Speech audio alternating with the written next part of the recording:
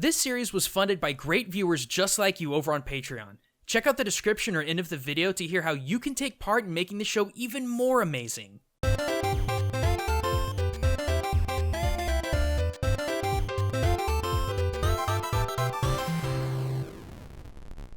Hey everyone, Gaijin And Goomba here. Why are you a cardboard cutout? Okay, look, I totally blanked on the fact that For Honor was releasing the Shinobi this week, and I kinda need this out the door ASAP, because this was definitely a ninja I very much wanted to cover on the show. Well, this isn't gonna be weird at all. I know the timing of this video is a little strange, everyone, so I guess just consider it Witch Ninja episode 1.5. Anyway, let's not waste any more time and figure out if For Honor Shinobi is an accurate retelling of the past, or if it's just another Naruto. Judging from that goofy run, I'd say it's the latter. Also, get a load of the weapon he's using. Their weapon, the Kusarigama, is like no other. That's totally not a Kusarigama. Granted, it's a sickle on a chain, which is what the word actually means, and yeah, actual ninjas would use this very thing in combat, but this is more of a dual Kama setup. A real Kusarigama is this. A sickle with a chain anywhere between 1 to 8 feet long, ending in a heavy weight. Utilized as a reached, ranged weapon, the chain could be used to wrap around the opponent's weapon to disarm them, used to wrap around their arms and leg to trip them or at least stagger them, or you could just bash the opponent in the head with the weight.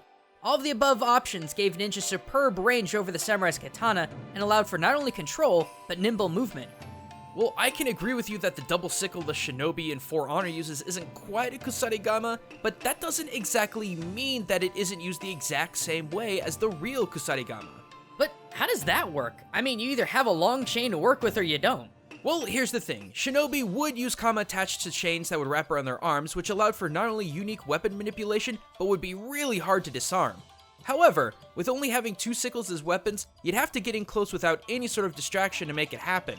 But, thanks to the miracle of video game logic, the game's Shinobi actually has a much longer chain to work with. We just don't really see it. Wait, what do you mean? Look at how the Shinobi fights in For Honor.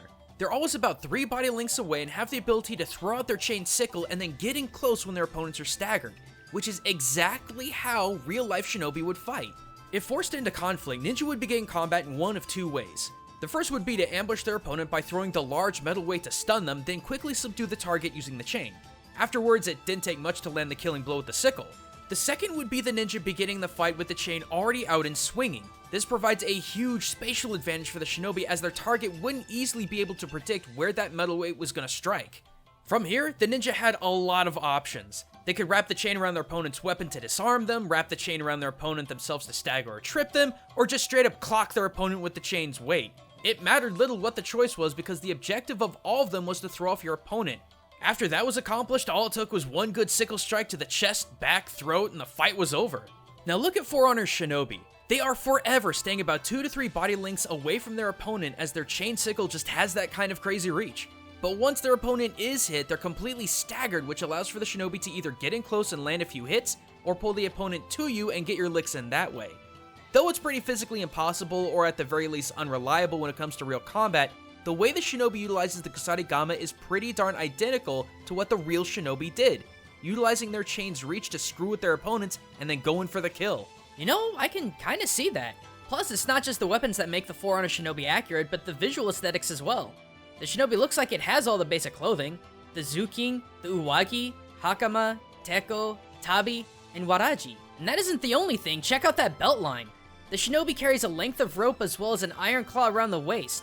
This is known as a Kagi Nawa, basically your garden variety grappling hook, but condensed enough that it was easy to carry without being a burden while sneaking around.